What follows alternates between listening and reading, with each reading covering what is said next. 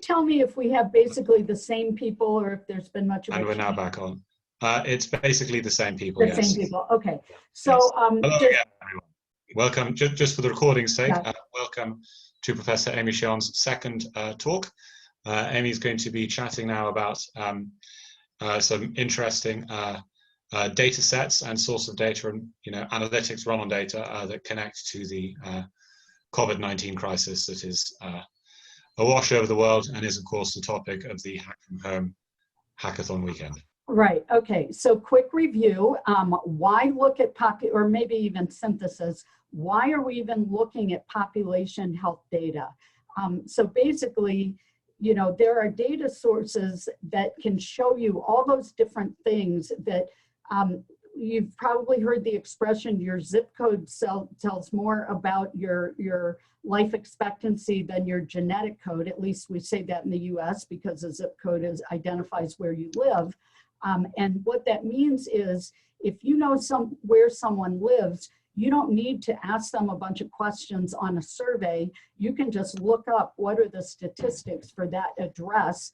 And that person may have more education or more income than the people immediately around them. But frankly, it's the income of the people around them has more of an effect on their life than their own personal income. So the geographically based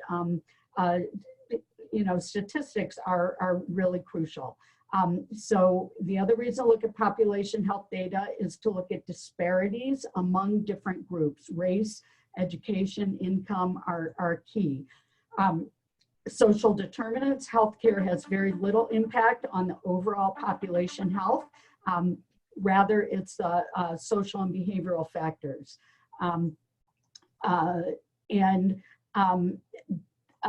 Social distancing is very, very much more challenging for people who have poor social determinants of health. The digital divide is a hidden risk factor for many, many health outcomes, but COVID-19 especially. I think you also need to consider people really do need both home broadband and mobile data because a computer does certain things better than others, a smartphone does other things better, but having to rely on one for everything really puts people at a disadvantage, which of course is a situation for many poor people. I know you're all very familiar with the Johns Hopkins data set. There's something else called the Worldometer that has, it seemed like a lot of the same data, but a few other things. But what I really mostly want to focus on is the social determinants of health data. I would love to go live to this site, but I fear it. Well, I'm gonna just give it a try. Let's see what happens. I think I may need to. Let's see if I. Hold on, give me 1 second, because all this stuff is really so much better live than.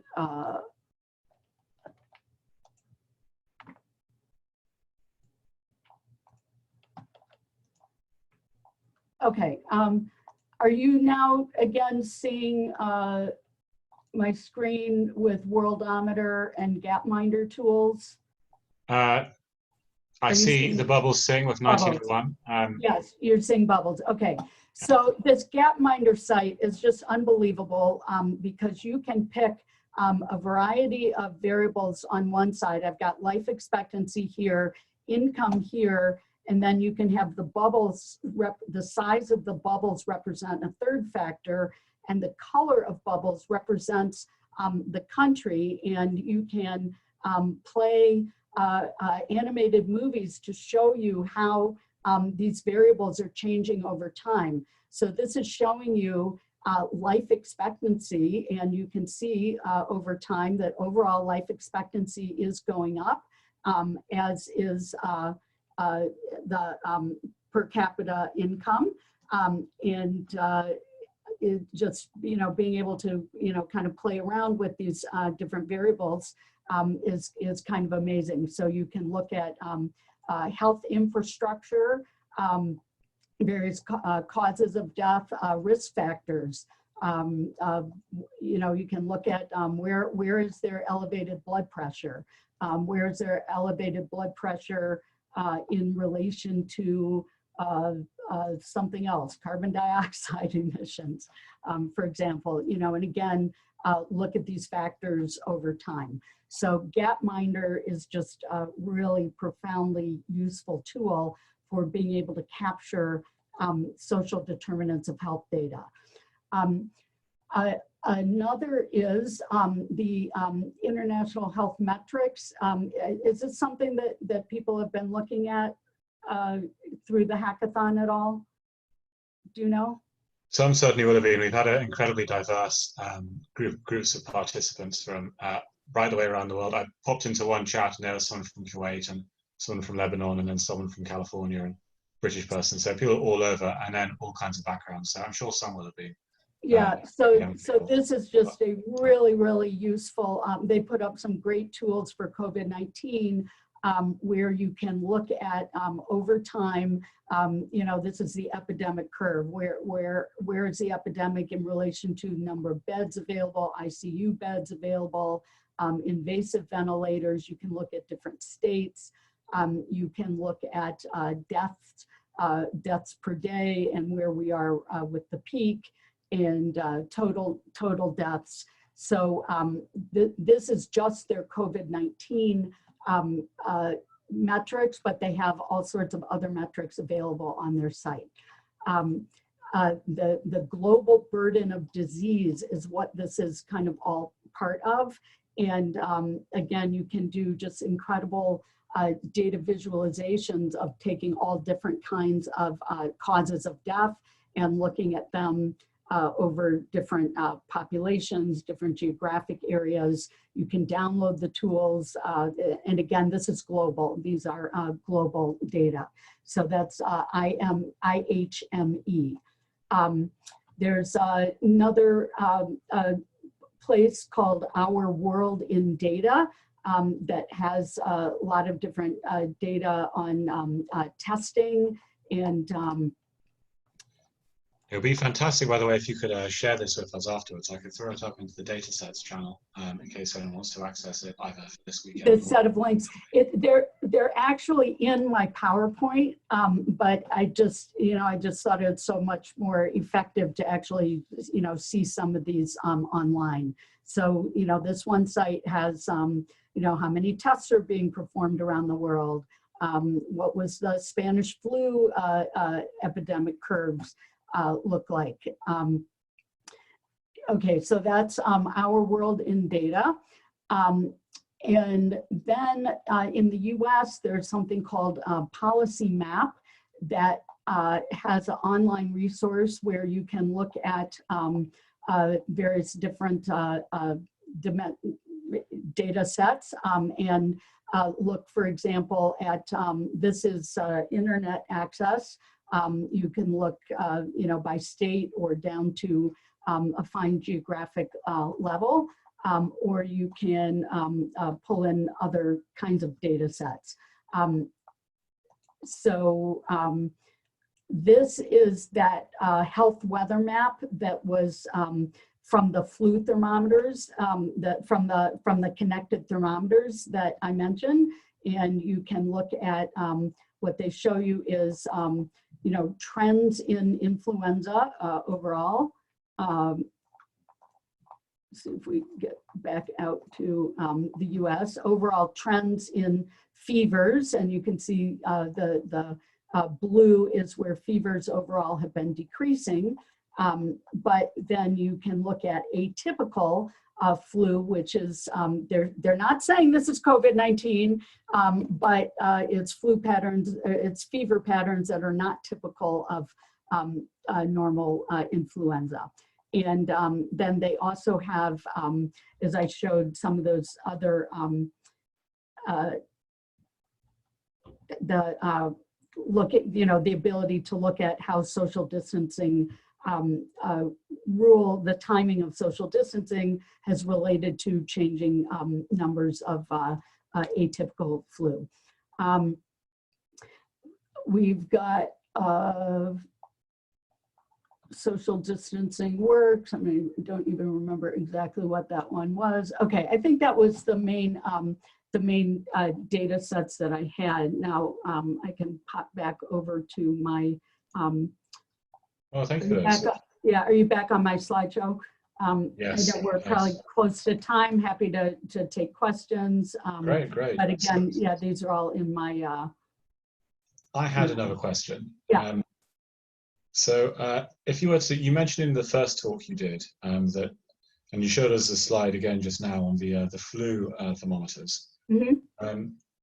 And you said that in a perfect world, you know, everyone would have one. Perfect world from a public health perspective.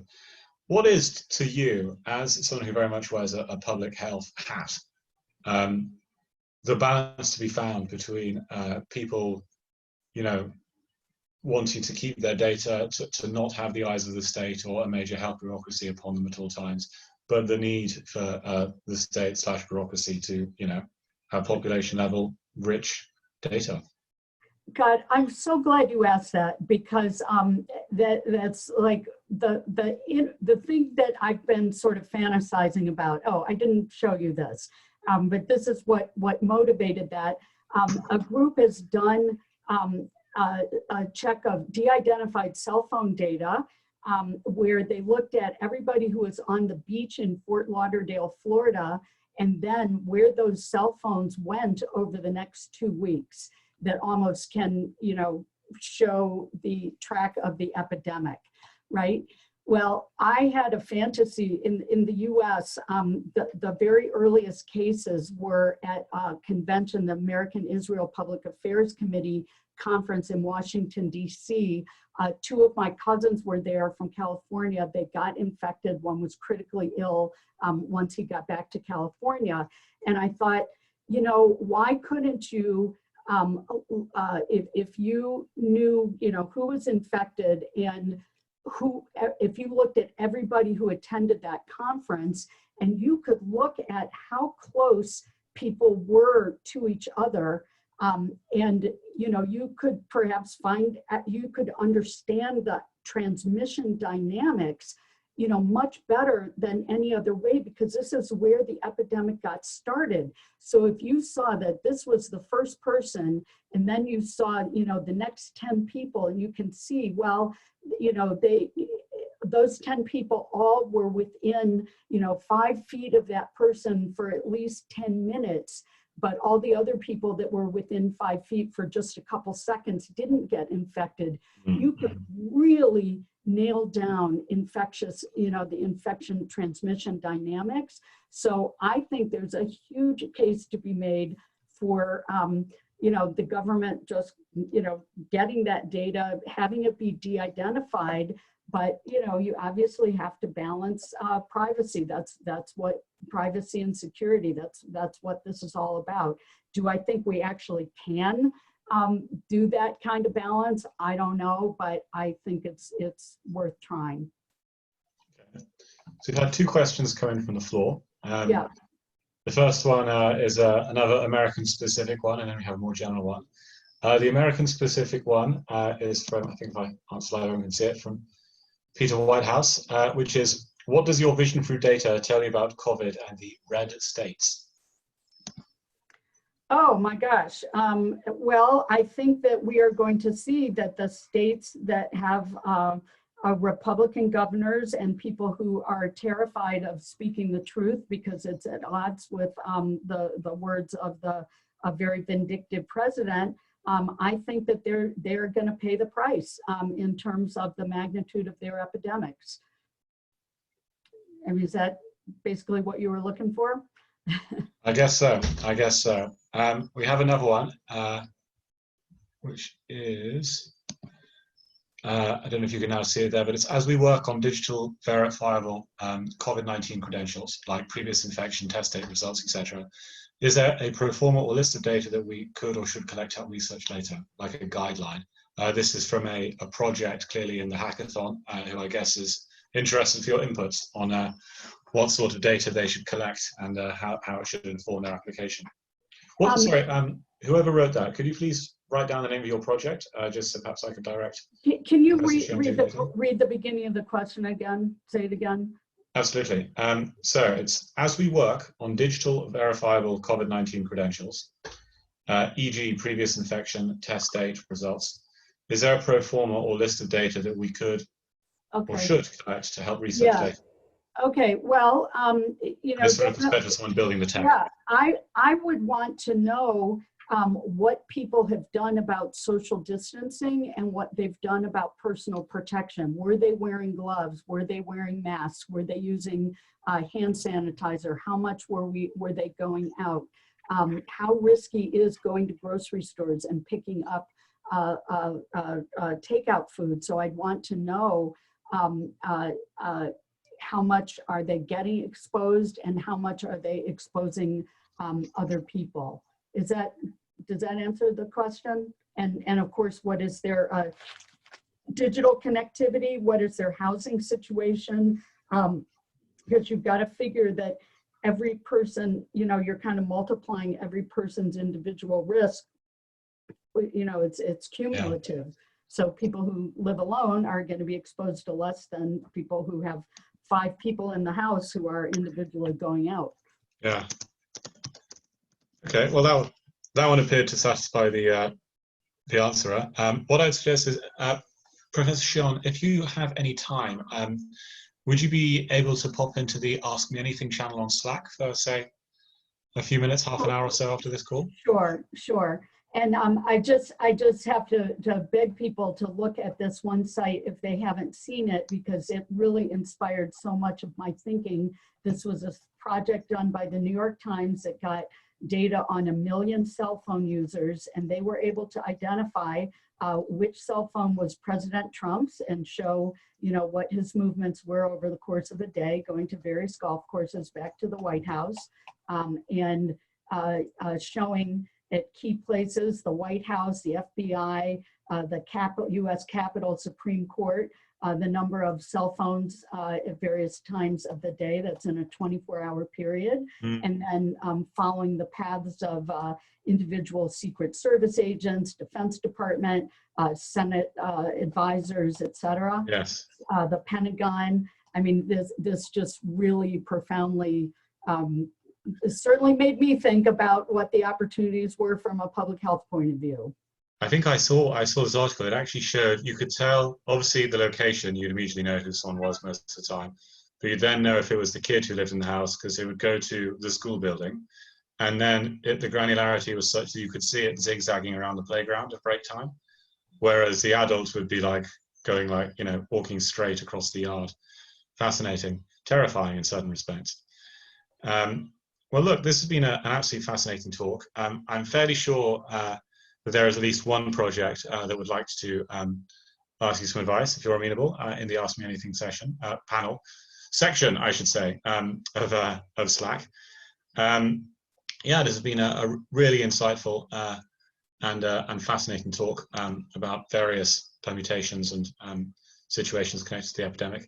Thank you so much for giving us your time, and hopefully we'll have you sticking around here at the hackathon for, well, as long as you have, really. I will check into there. Thanks for all the great work you all, the organizers and participants, are doing, and I'll see you over in Slack. All right. Thanks very much. Okay. Thank you. Bye-bye. Bye-bye.